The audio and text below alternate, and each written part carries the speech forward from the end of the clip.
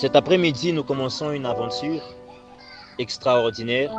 Ce qui se passe en ces lieux, je disais que c'est tellement grand que je ne saurais trouver les mots justes pour décrire l'aventure dans laquelle Hachem est en train de nous conduire, l'aventure dans laquelle le Seigneur est en train de nous mener.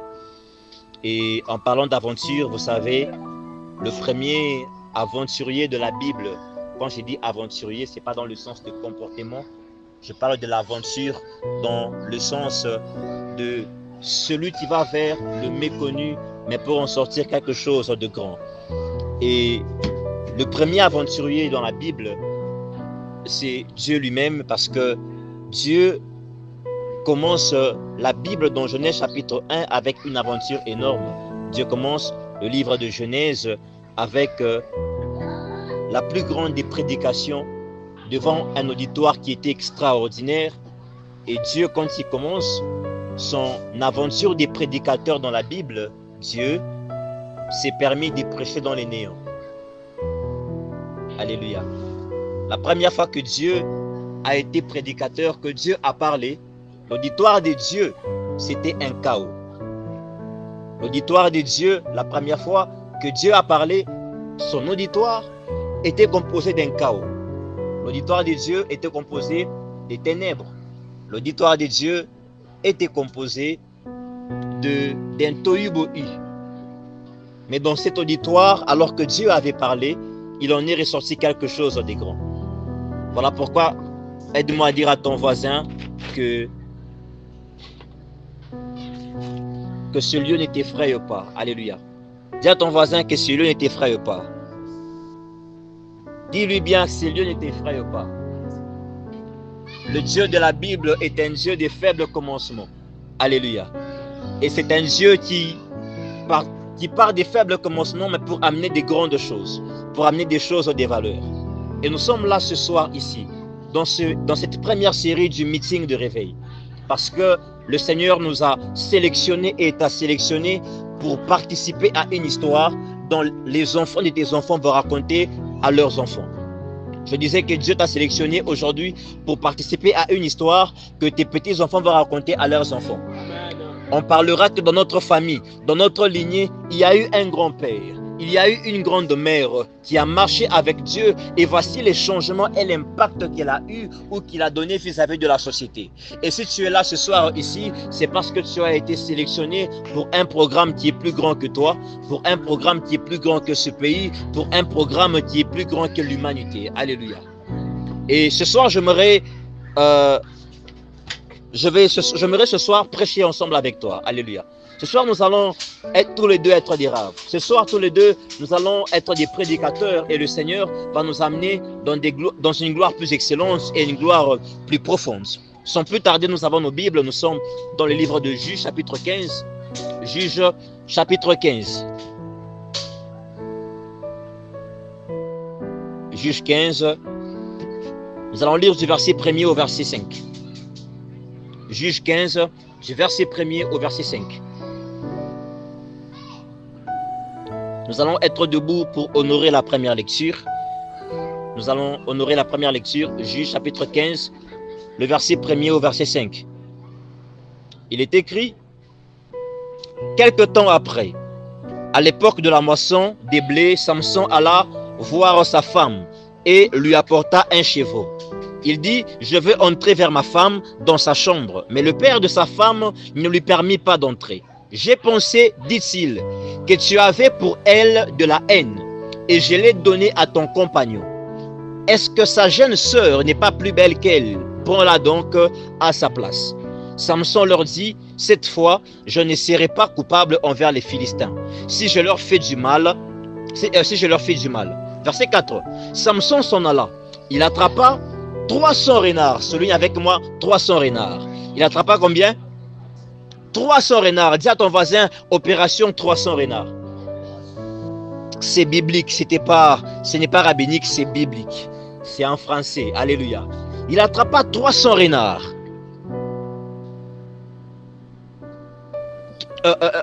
300 renards et prit des flambeaux. Puis il tourna Dieu contre Dieu et il mit un flambeau entre deux dieux au milieu. Il allumant les flambeaux, lâcha les renards dans les blés des Philistins et embrasa les tas des gerbes, les blés sur pied et jusqu'aux plantations d'oliviers. Nous acclamons la parole du Seigneur. Alléluia. Nous nous rasseyons et nous allons lire un autre texte. Nous sommes dans le livre de Lamentation chapitre 5. Lamentation 5, le verset 18. Lamentation chapitre 5, le verset 18. Il est écrit, c'est que la montagne de Sion est ravagée, c'est parce que les renards s'y promènent. Lamentation 5, 18, il dit que si les montagnes de Sion sont ravagées, c'est parce que les renards s'y promènent. Et pour finir, nous allons prendre Nombre chapitre 11. Nombre chapitre 11. Nombre chapitre 11. Nous allons faire une lecture à cheval. Nous allons lire le verset 16 et le verset 17. Puis nous allons sauter pour aller du verset 24 au verset 29. Nombre 16, Nombre 11. Le verset 16 et le verset 17. Il est écrit, l'Éternel dit à Moïse, assemble auprès de moi 70 hommes des anciens d'Israël, de ceux que tu connais comme anciens. Il dit 70 hommes de ceux que tu connais comme quoi?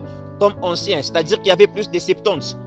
Il va sélectionner 70 anciens parce qu'en Israël, il n'y avait pas que 70. Mais Dieu avait besoin de 70 personnes parmi les anciens. De ceux que tu connais comme anciens du peuple et ayant autorité sur lui. Amène-le à la tente d'assignation et qu'il s'y présente avec toi. Je descendrai et là, je te parlerai. Je prendrai de l'esprit qui est sur toi et je le mettrai sur eux afin qu'ils portent avec toi la charge du peuple et que tu ne la portes pas à toi seul. Verset 24 au verset 27, il est écrit, verset 29, Moïse sortit et rapporta au peuple les paroles de l'Éternel. Il assembla 70 hommes des anciens du peuple et les plaça autour de la tente. L'Éternel descendit dans la nuée et parla à Moïse. Il prit de l'esprit qui était sur lui et les mit sur les 70 anciens. Et dès que l'esprit reposa sur eux, ils prophétisèrent, mais ils ne continuèrent pas. Il eut des hommes, l'un appelé Eldad et l'autre Médad, qui étaient restés dans le camp et sur lesquels l'esprit reposa, car ils étaient parmi les inscrits, quoi qu'ils ne fussent point allés à la tente. Qu'ils ne fussent point allés à la tente. Dis avec moi, ils étaient des inscrits. Dis avec moi, je suis inscrit. Dis avec moi, même absent, je suis inscrit. Alléluia. Même absent, ils étaient inscrits quand même. On dit, et ils prophétisèrent dans les camps. Un jeune homme, un jeune garçon courut à l'annoncer à Moïse et dit, Eldad et Médad prophétisent dans le camp. Et Josué, fils de Nun, serviteur de Moïse, depuis sa jeunesse, prit la parole et dit, Moïse, mon Seigneur, empêche-les. Moïse lui répondit, es-tu jaloux pour moi? Puisse tout le peuple de l'Éternel être composé des prophètes et vers l'Éternel mettre son esprit sur eux. Nous acclamons la parole du Seigneur. Alléluia. Alléluia. Dieu est merveilleux ce soir. Alléluia. Je disais qu'aujourd'hui, nous allons prêcher ensemble. Mais avant que je ne puisse aller très loin, permettez-moi de poser d'abord quelques bases qui vont préparer le décor vers là où nous allons afin que nous puissions être dans l'atmosphère, dans le bain de ce premier meeting de réveil que le Seigneur nous donne ce soir. Alléluia. Notre thème de ce soir, c'est Opération 300 renards. Vous allez vous rendre compte que au niveau du thème, dans le thème, nous parlons d'un nombre. Parce que le Dieu de la Bible est un Dieu qui n'est pas que la parole en termes littéraires, mais c'est aussi un Dieu qui est la parole en termes de nombres, en termes de chiffres. Ce n'est pas seulement un Dieu qui parle comme quelqu'un qui a fait le latin philo, mais c'est aussi un Dieu qui fait recours au nombre. C'est aussi un Dieu qui fait recours au calcul, qui fait recours à certaines sommes. Voilà pourquoi j'aimerais encourager celui qui aime beaucoup les mathématiques, que Dieu est dans les mathématiques. Vous savez, il y a certains niveaux dans la vie. Même par rapport à la spiritualité, vous avez besoin des mathématiques. C'est comme ça qu'il arrive parfois, ta vie passe par des moments difficiles, mais tu te dis que j'ai besoin de passer par un jeûne de 3 jours, par un jeûne de 21 jours, par un jeûne de 40 jours. Même les jeûnes est censé être remis ou soumis à un principe qui est attaché au nombre, qui est attaché aux chiffres. Et le Dieu de la Bible est un Dieu qui a un rapport énorme avec les nombres. Le Dieu de la Bible est un Dieu qui a un rapport énorme avec les chiffres et les nombres. La Bible dit ici que nous parlons ce soir sur l'opération 300 renards. Et dans les 3 textes que nous avons lus, il y a 3 nombres qui reviennent. Et j'aimerais d'abord planter le décor par rapport à ces 3 nombres. Le premier nombre, c'est 70. Le deuxième, c'est 72. Et le troisième, c'est 300. Est-ce qu'on peut parler de ces 3 nombres ce soir? Alléluia. 70. Dis avec moi 70.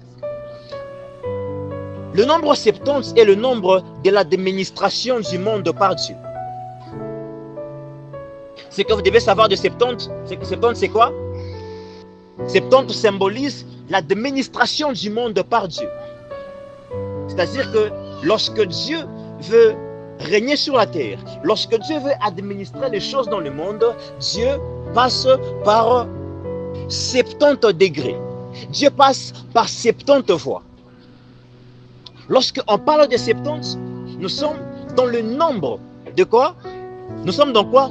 Dans l'administration du monde par Dieu. Qui dit 70 parle de comment Dieu gouverne le monde. Qui dit 70 parle de comment Dieu gère le monde. Dieu dit à Moïse que Moïse, pour que tu puisses conduire le peuple, tu ne le feras pas seul. Mais pour conduire le peuple, tu as besoin de sélectionner 70 personnes. Pour conduire le peuple, tu as besoin d'avoir avec toi une assemblée de 70 personnes. Dis avec moi 70. Dans l'église catholique, dans les couvents, dans un couvent, le nombre des sœurs ne peuvent pas dépasser 70.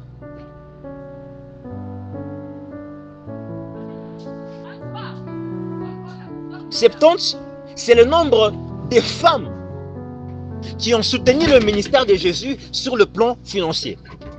La Bible dit, quand vous lisez les évangiles, qu'il y avait des femmes qui étaient avec Jésus.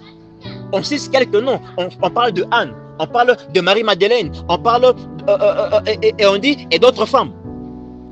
Et par rapport au document, elles étaient au nombre de 70 femmes qui soutenaient le ministère de Jésus. Jésus avait dans l'église un ministère de 70 femmes qui étaient avec lui.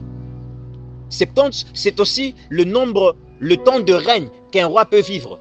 Ésaïe 23, verset 15. La Bible dit qu'un roi ne peut régner, le temps d'un roi ne peut régner que pendant 70 ans. Et la reine Élisabeth II, paix à son âme, qui est morte récemment, elle a régné pendant 70 ans, 7 semaines et 2 jours. Et puis elle est décédée. Dis avec moi 70. 70, lorsque dans Ézéchiel chapitre 8, verset 11, Ézéchiel va voir 70 anciens qui étaient soumis aux idoles, qui adoraient les idoles. Et à l'issue de quoi, le peuple tout entier était allé en exil. Ézéchiel dit que si le peuple est allé en exil, c'est parce qu'il y avait 70 anciens du peuple d'Israël qui ont commencé à adorer les idoles. Lorsque l'on parle de 70, nous sommes dans le domaine de l'administration des dieux.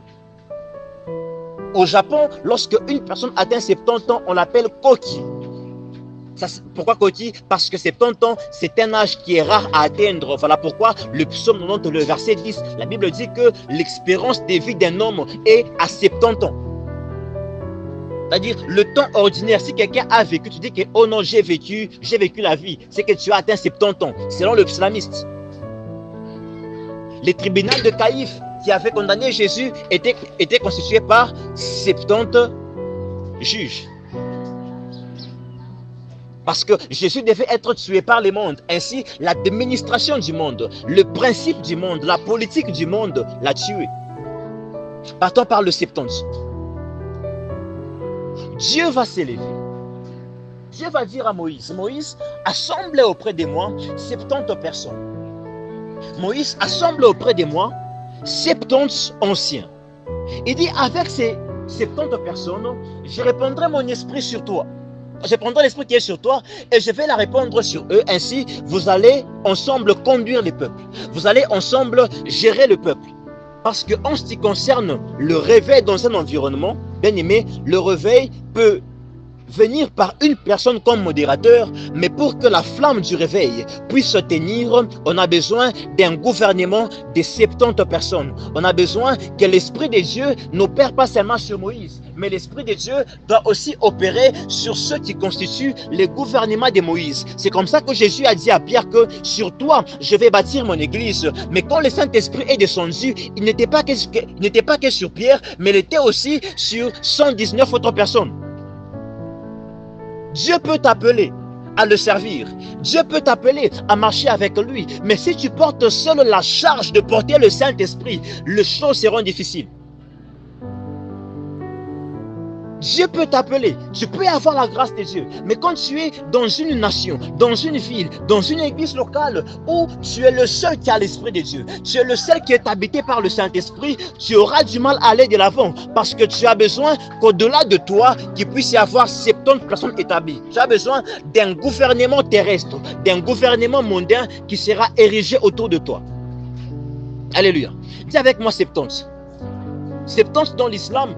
Quand Mahomet avait vu Allah, il avait vu que Allah, il avait 70 voiles. C'est pour ça qu'on dit que non, il n'y a pas moyen de le voir.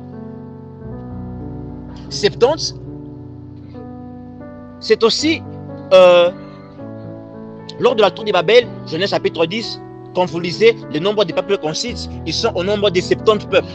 70 peuples qui sont issus de Noé.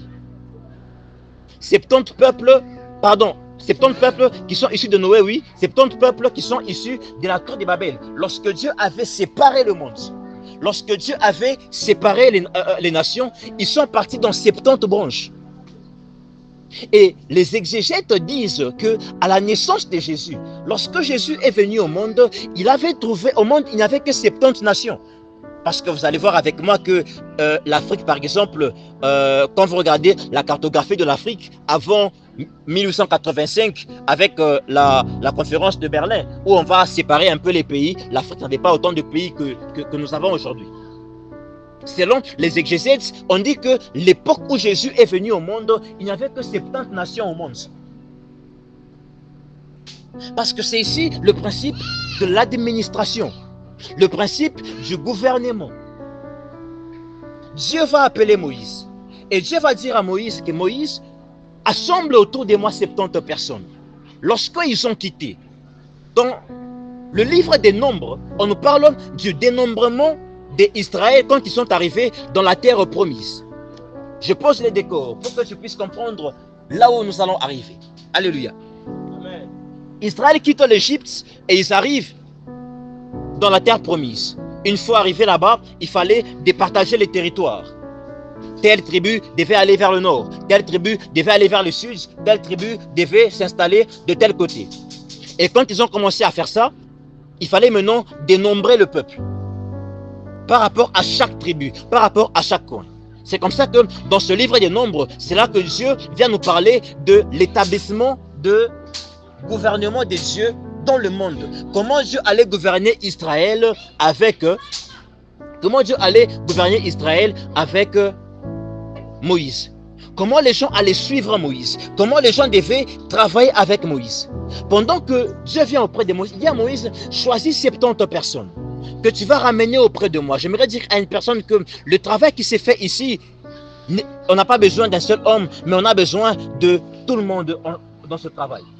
Le travail qui s'est fait en ces lieux pour qu'un réveil puisse impacter ce quartier, puisse impacter ce cadre, on a besoin d'un gouvernement de 70 personnes.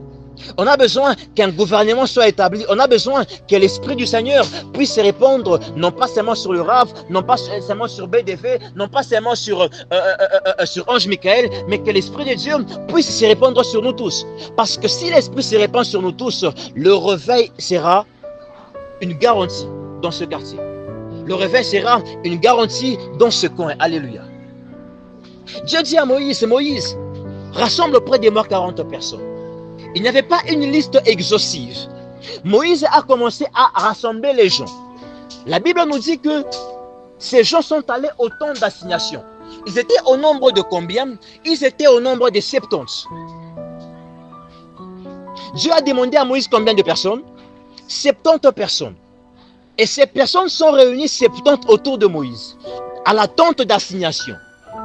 Mais quand l'Esprit descend, les 70 commencent à prophétiser, selon que Dieu l'a dit. Mais il y a un problème, c'est que la Bible dit qu'il y avait encore 2 personnes qui étaient aussi inscrites. Dieu a demandé à Moïse de rassembler les gens. Mais ce que Moïse ne savait pas, c'est qu'en rassemblant les gens, Dieu avait aussi une liste qui lui était appropriée.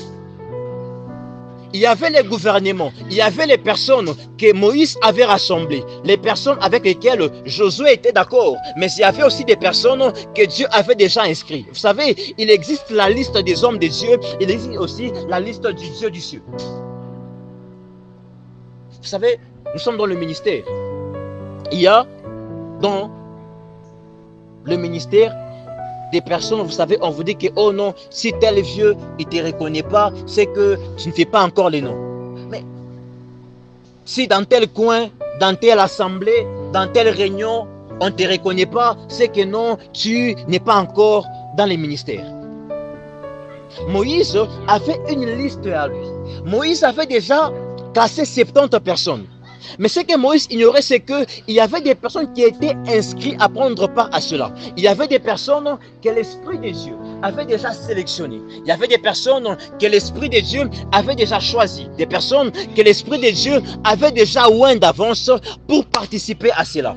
Mais ces personnes étaient au nombre de 2. La Bible dit, il y avait Eldad et Médad. Eldad signifie celui que Dieu aime. Et Médad signifie l'amour. Vous savez, là où le monde peut te disqualifier, l'amour de Dieu peut te qualifier, peut t'imposer, peut t'introniser, même si tu es absent. L'amour de Dieu peut t'introniser, même si tu es absent, là où tu dois être. Tu peux être absent dans la prière, tu peux être absent dans ces cultes, mais si Dieu t'a inscrit dans un programme de réveil en ces lieux, même là où tu es, l'Esprit de Dieu peut te saisir.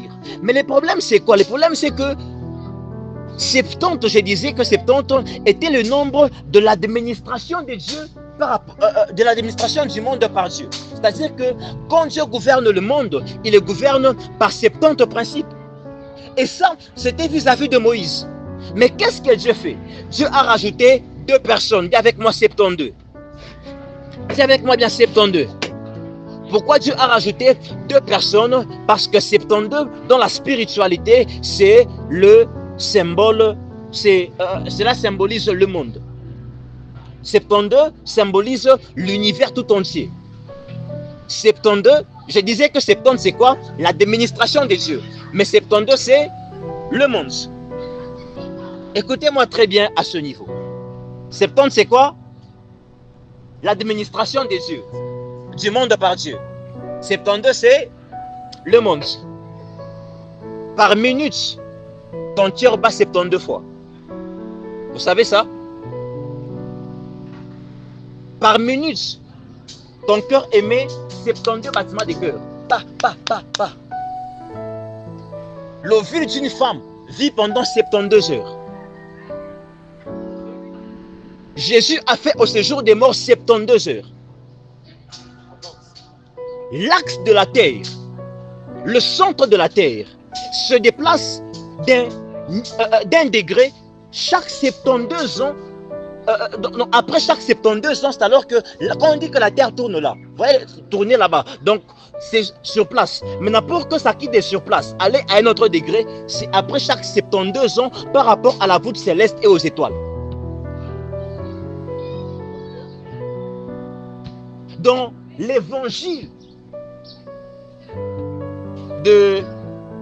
dans les évangiles du verset et dans la tradition de l'église, on dit qu'au temps de la fin, Jésus va renvoyer 72 disciples pour aller prêcher partout au monde. Il fut un temps où les gens allaient au Nigeria pour être impactés. Il fut un temps où les gens allaient seulement au Nigeria. On voyait beaucoup de prédicateurs au Congo qui allaient au Nigeria et rencontrer Tibi Joshua, tout ça et autres.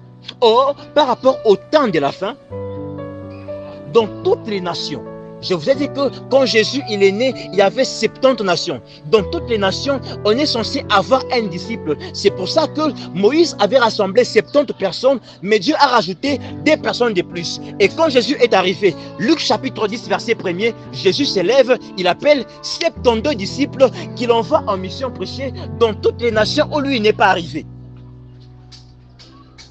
C'est avec moi 72. 72, nous sommes dans le monde. 72 ici, nous sommes dans quoi? Nous sommes dans le monde. Dieu ajoute 2 personnes pour atteindre l'humanité, parce que il faut que l'administration de Dieu puisse avoir de l'impact sur le monde entier. C'est-à-dire que les 70 personnes que Moïse était en train de réunir, ils avaient une plus grande mission, ils avaient une plus grande vision, c'est qu'ils devaient toucher le monde entier. C'est pour ça que dans le Zohar, il est dit que l'échelle de Jacob avait 72 marches. Alléluia. L'échelle de Jacob avait combien? 72 marches. 72, le monde. Pour dominer le monde, vous avez besoin d'atteindre le degré de 72. 72, c'est le pourcentage de l'eau dans ton corps. Et tous ces nombres, les amis, ce ne sont pas des choses qui viennent seulement comme ça, gratuitement gratuit. C'est avec moi 72. Moïse s'arrête à 10. Dieu va avec Moïse jusqu'à 72. Dieu va ajouter Eldad et Médad. Malgré leur absence, l'amour de Dieu les a sélectionnés. Vous savez, ce soir, l'amour de Dieu est disponible pour impacter, pour retoucher, pour changer des destinées, pour changer la vie de quelqu'un. Après 72, je disais que nous avons 300. Dis avec moi 300. 300. 300, c'est le symbole de la victoire de l'âme sur le mal. Lorsqu'on dit 300 dans l'alphabet grec, pour ceux qui font la théologie, dans le grec, l'alphabet grec qui a la valeur numérique de 300, c'est Tav. Et Tav, c'est quoi? Tav, c'est le T majeur. Vous savez, la croix que nous connaissons aujourd'hui, on appelle ça la croix catholique. Elle est née au 5e siècle avec l'empereur Constantin le Grand. Mais la croix sur laquelle Jésus était mort, elle avait la forme d'un T. Vous voyez le T sans le bas qui monte. Et Tav, c'était une marque qu'on mettait sur des maisons. Et sa valeur, c'était 300. Parce que Tav était le symbole de la croix. Et dans l'alphabet hébreu, la lettre qui vaut 300, c'est la lettre Shin. Shin, c'est un peu, elle a la forme de W majuscule. Shin symbolise quoi? Shin symbolise les langues de feu reposées sur la tête des apôtres dans Actes chapitre 2. Donc ici au niveau de 300, vous allez voir Marie-Madeleine, lorsqu'elle va vers Jésus, elle prend un parfum qu'elle va casser, elle va oindre avec Jésus. La Bible dit que ce parfum coûtait combien? 300 deniers. Or, pourquoi est-ce qu'elle a oint Jésus avec ce parfum? La Bible dit qu'il ne savait pas qu'elle prophétisait sa résurrection. Parce que chez les Juifs, après que quelqu'un était mort, au bout de 3 jours, il fallait aller le parfumer, il fallait aller l'embaumer. Et cette femme, elle est venue prophétiser la résurrection de Jésus par un parfum qui coûtait combien? 300. Parce que 300, c'est quoi? C'est le nombre de la victoire. Nous avons, dans la Bible, nous avons Gédéon qui va s'élever. Dieu appelle Gédéon, il dit Gédéon, tu vas amener la délivrance, tu vas amener le salut. Gédéon prend beaucoup de soldats, Gédéon prend beaucoup de personnes, mais Dieu va commencer à former l'armée de Gédéon d'une manière qu'on ne connaît pas. Vous savez, ici chez nous, quand on forme une armée, on va équiper les soldats, on va donner les tenues, on va donner les armes, mais la formation de l'armée de Gédéon était une formation où Dieu était en train de tamiser, où Dieu était en train de disqualifier les gens jusqu'à descendre au nombre de 300 soldats. avec 300 soldats, ils ont terrassé des personnes parce que Gédéon marchait dans son armée avec le symbole de la croix, avec le symbole de la force.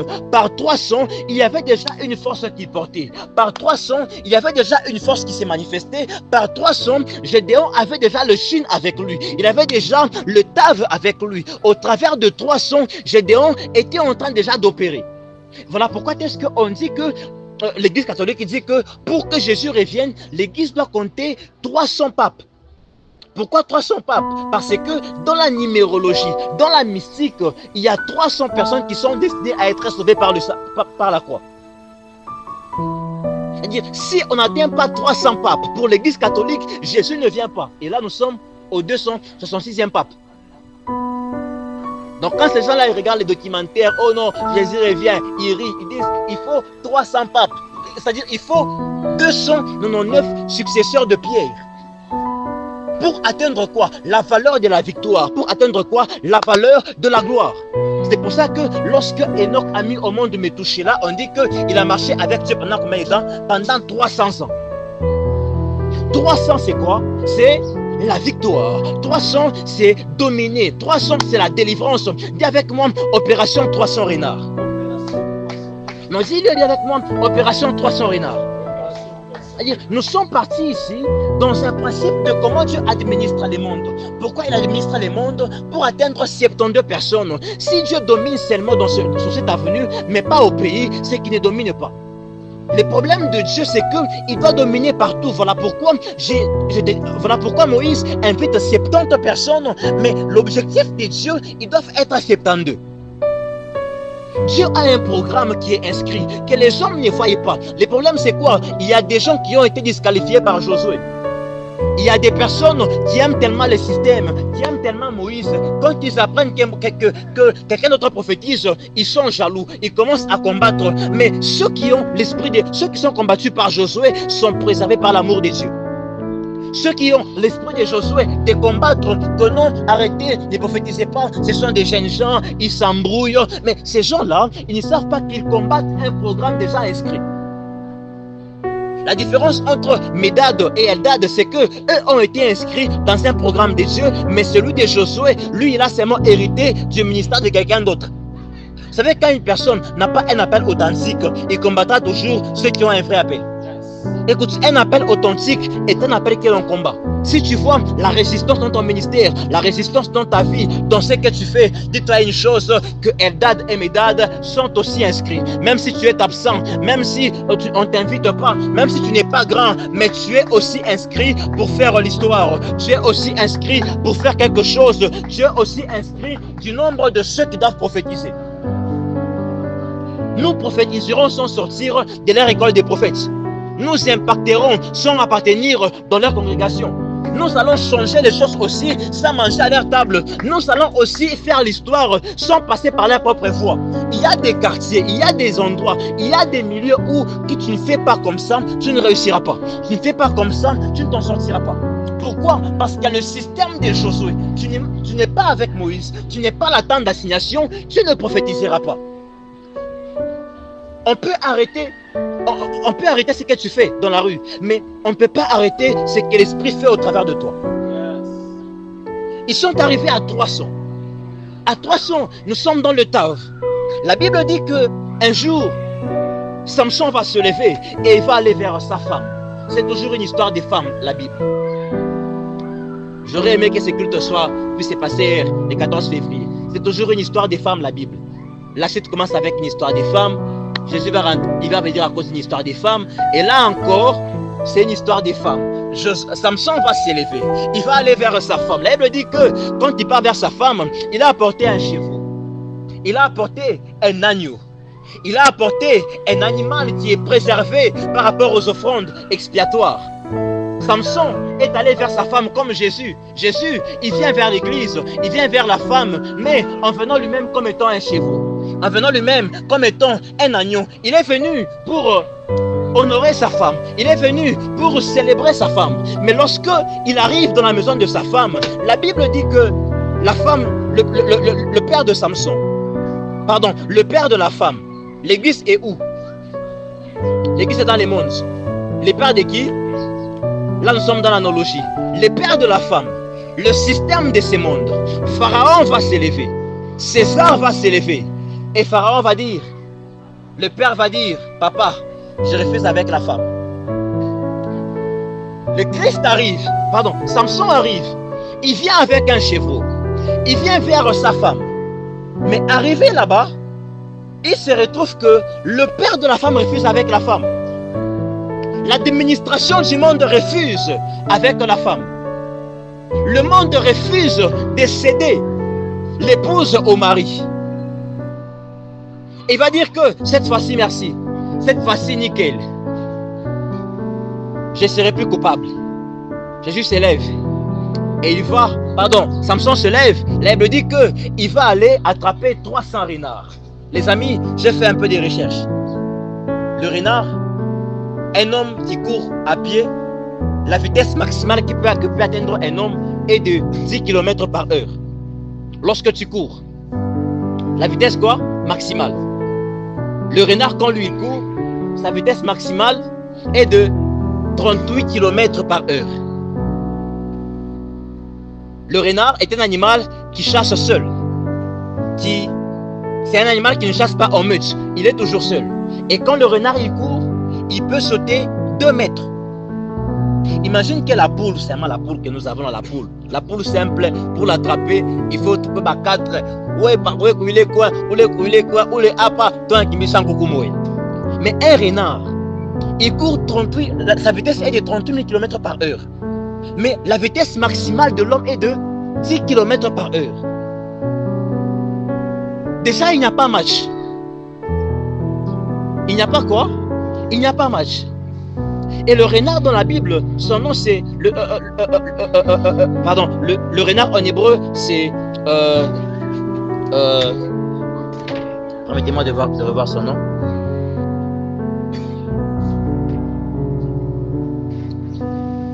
Juge 15 verset 4.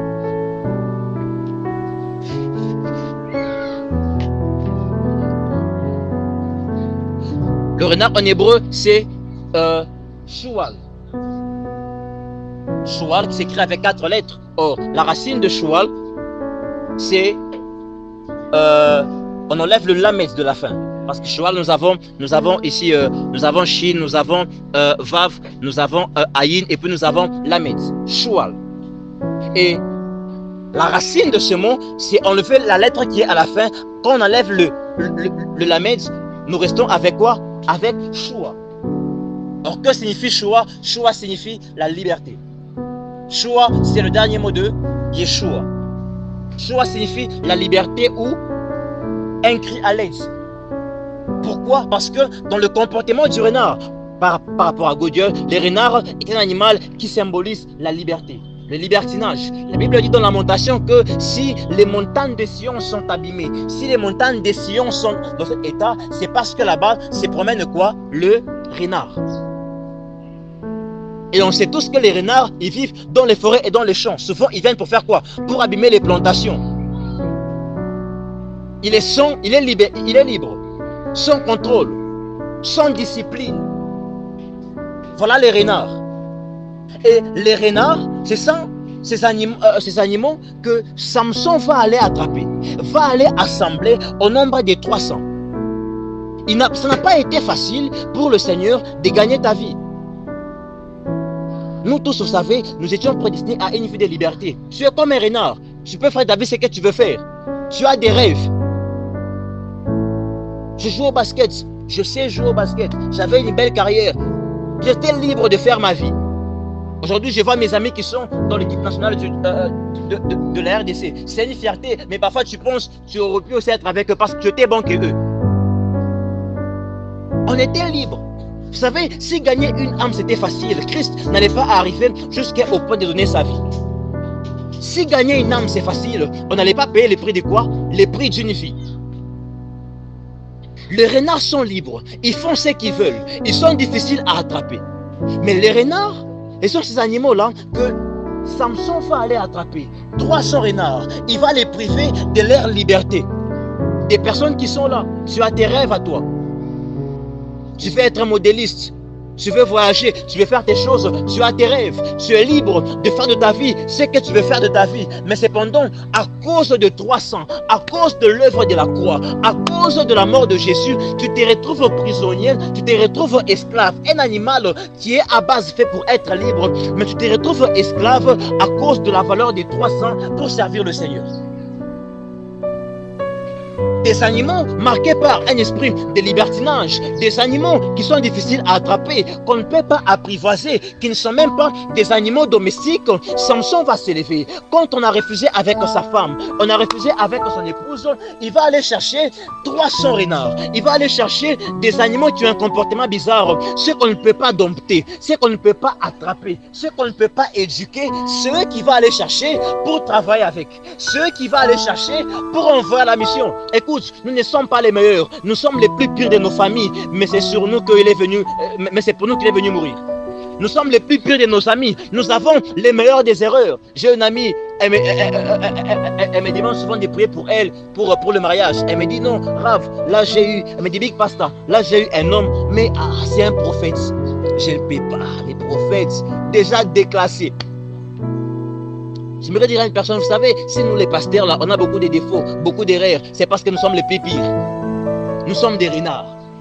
Mais dans notre nature des renards, c'est là qu'il a dit, avec seulement ces défauts-là, je vais travailler avec lui. Avec seulement ces défauts-là, c'est lui que je vais oindre. Avec ces défauts-là, c'est par lui que quelque chose va se passer. Dieu t'a pas choisi parce que tu priais. Dieu t'a pas choisi parce que tu es bon. C'est pas parce que tu es belle, parce que tu es bien. Non, il t'a choisi à cause de tes erreurs. Dieu est arrivé dans la maison d'Isaïe. Il y avait des enfants légitimes. Il y avait des enfants nés de l'union légale. Mais vous savez quoi? Il est allé prendre l'enfant qui est né de l'adultère. L'enfant qui est né en dehors, c'est lui que Dieu a oint. Dieu n'a pas l'habitude de oindre les poules. Dieu n'a pas l'habitude de oindre les agneaux. Les agneaux, ils sont faits pour être sacrifiés. Mais pour brûler les champs des Philistins, Dieu a besoin des renards. Alléluia. L'agneau est fait pour servir d'offrande, mais pour marcher avec Dieu, pour amener un renouveau, pour amener un réveil, Dieu a besoin des renards. Dieu a besoin des personnes qui ont une expérience dans l'armée égyptienne pour délivrer Israël. Dieu a besoin des personnes qui ont déjà adoré des idoles pour se révéler à eux au mont Sinaï. Dieu a besoin des personnes qui ont déjà été rebelles à leur père pour les appeler vaillants héros. Dieu a besoin des personnes qui ont déjà été dans un groupe de rebelles. Vous savez, Simon, les Zélotes, c'était un rebelle, c'était un M23, mais Jésus l'a appelé. En plus, ces jours-là, Jésus lui dit, viens, il prend Simon les Zélotes. Et puis il prend Matthieu, collecteur d'impôts, des ennemis jurés, il les envoie ensemble à l'évangéliser. Si tu veux être un agneau, tu seras sacrifié pour la gloire du Seigneur. Les agneaux ne laissent pas l'histoire, mais les renards impactent les champs des Philistins. Dieu appelle les hommes les plus pires au monde. Écoutez, la personne qui a écrit le 3/4 de la Bible, ce n'était pas l'apôtre qui marchait avec Jésus. Ce n'était pas celui qui dormait avec Jésus. Ce n'était pas Jean, mais c'était Paul, celui qui tuait les chrétiens, un renard. C'est lui qui tuait les chrétiens, c'est lui qui détruisait les gens, c'est lui que Jésus a pris, c'est lui qui l'a dit, toi, avec toi, tu auras un enseignant par révélation. Mais où était Pierre? Où était Jean? Aujourd'hui, l'église, au milieu des théologiens, on dit que Jésus a donné la vision de l'église, mais c'est Paul qui a donné la structure de l'église. Les juifs ne disent pas que, pour les juifs, le christianisme, son fondateur, ce n'est pas Jésus. Pour les juifs, le fondateur du christianisme, c'est Paul.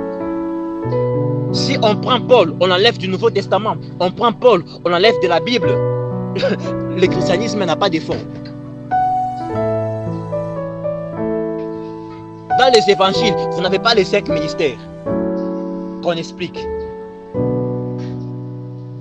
Dans les évangiles, on ne vous parle pas de la loi et de la grâce qu'on vous explique. Pour trouver tout ça, c'est Paul. Mais qui était-il? Un renard.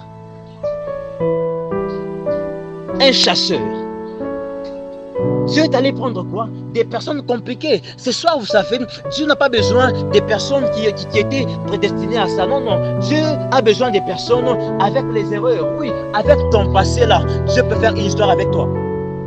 avec tes défauts, on ne t'aime pas, on ne te supporte pas. Ce sont tes défauts qui te rendent éligible pour faire une histoire. Ce sont ces renards qui vont prendre. Il dit que des renards qui... Je disais que les renards, dans la zoologie, le renard, il va à la chasse seul. Mais lorsque Samson les a pris, on dit qu'il va les fermer deux à deux. Quand il les a pris, il a maté leur caractère où ils sont des loups solitaires. Ils peuvent maintenant marcher en équipe. Ils peuvent maintenant fonctionner ensemble. La première chose que Samson a fait en récupérant les renards était de faire quoi? De changer leur caractère. Ton comportement ne me fait pas peur. Le témoignage qu'on raconte sur toi, oh non, c'était une fille d'Anjou, c'était un gars d'Anjou, ça ne m'effraie pas. Je ne connais pas les miens. Alléluia. Ton comportement ne m'effraie pas. Alléluia. Non, c'est ces comportements-là qui fait que Dieu a besoin de toi. Vous savez, vous imaginez si on doit faire un travail, un renouveau dans ces quartiers ici, et puis on est tous doux. C'est compliqué. Ça ne marchera pas. Totalement fou, Joe. Donc on dit que non, là on arrête les kits, on descend dans la rue. Si tu es un agneau, c'est compliqué.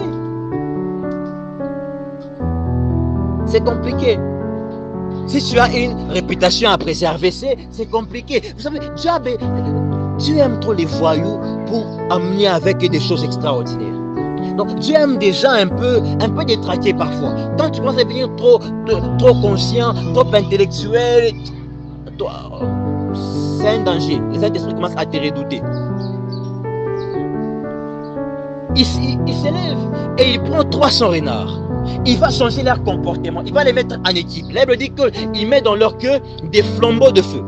Et il va les lâcher dans les champs des Philistins. Et quand ils sont arrivés, on dit qu'ils ont embrassé le champ des Philistins avec du feu. Ils ont embrasé le monde avec le feu. Nous sommes ici ce soir pour un premier meeting de réveil afin d'être impactés par le feu. Nous sommes là ce soir. Aujourd'hui, dans une première soirée, c'est une soirée de feu.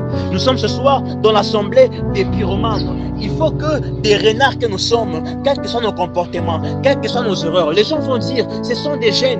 Kanissa Abba jeune, c'est pas un problème. Kanissa Abba jeune, on peut amener le feu dans ce quartier. Kanissa Abba jeune, on peut amener un renouveau dans ce quartier. Kanissa Abba jeune, on peut construire dans ce quartier. Kanissa Abba jeune, on peut changer les choses dans cet environnement. Seulement notre jeunesse, c'est un atout. Nos comportements, c'est un atout. Non, vous savez, chez les jeunes, regardez les sœurs là, elles avaient un pantalon, ma mèche, seulement nos atouts là, seulement le fait que nous sommes des renards. Dieu va s'en servir pour impacter une vie. Le problème c'est quoi? C'est que ces renards, ils sont au nombre de 300. Ils sont partis déjà avec la victoire. Ils sont déjà impactés pour réussir. Tout ce que tu as à savoir, c'est que nous sommes partis pour réussir. Tout ce que tu dois te fixer, c'est que nous sommes partis pour réussir. Quel que soit le degré de la sorcellerie dans ce quartier, quel que soit le degré de combat dans cet environnement, nous sommes partis pour embraser le feu. Nous sommes partis pour changer les choses. Nous sommes partis pour changer la situation. Je disais au berger Pascal que notre présence en ces lieux n'est pas seulement pour prier, mais aussi pour changer socialement le quartier, pour changer radicalement le quartier. Nous allons mettre en œuvre tout ce que nous savons. Tout ce que nous savons, nous allons mettre ça en œuvre pour amener un renouveau dans ce quartier. Vous savez, il y a un quartier du côté, vous savez la Kenya, du côté là-bas de... Comme si vous allez vers la cité des jeunes. Il y a un quartier là. Dans ce quartier, les courants électriques n'entraient pas. Parce que le chef de quartier, lui comme il est sorcier, il a décidé que courant est un diacre. Et ce qui est bizarre, c'est que même les groupes ne traînent pas pour s'abîmer. Donc quand nous allons au groupe, on a un groupe, quel groupe finance, avec ce qu'elle m'a créé, les motos va toucher. Le groupe n'a pas de problème. Et c'est pas c'est un gars qui est là comme ça, il dit il n'y aura pas du courant ici. Et le quartier est conditionné par rapport à ça. Les gens vivent comme ça. Nous sommes ce soir des renards qui devaient être. Nous sommes ce soir des renards et on doit être embrasés par le feu du Saint-Esprit. Dieu dit à Moïse, je prendrai l'esprit qui est sur toi et je vais la répandre sur eux. Je prendrai l'esprit qui est sur toi et je vais la répandre sur les 70. Et ensemble, vous allez gouverner. 300 renards ont été pris ensemble et envoyés dans les champs pour amener le feu, et envoyés dans les champs pour amener la transformation, et envoyés dans les champs pour changer les choses. Ce soir, nous sommes là pour être équipés. Ce soir, nous sommes là pour être équipés afin de sortir ce soir, aller dans la rue pour impacter le monde, afin de sortir ce soir, rentrer dans nos familles et impacter les choses. Le feu de ce soir, quand tu vas rentrer chez toi, ce feu va changer la situation. Le feu de ce soir va impacter les affaires de ta mère. Le feu de ce soir va impacter ta maison. Le feu de ce soir est pour impacter ce quartier. Alléluia. Lève-toi là où tu es dans la prière. Le feu de ce soir est pour impacter une situation. Écoute, comme un renard, tu vas saisir une personne à la main. Nous allons prier d'abord comme des renards. Avant qu'on passe à notre service, tu vas tenir une personne entre les mains. Samson les a pris 2 à 2.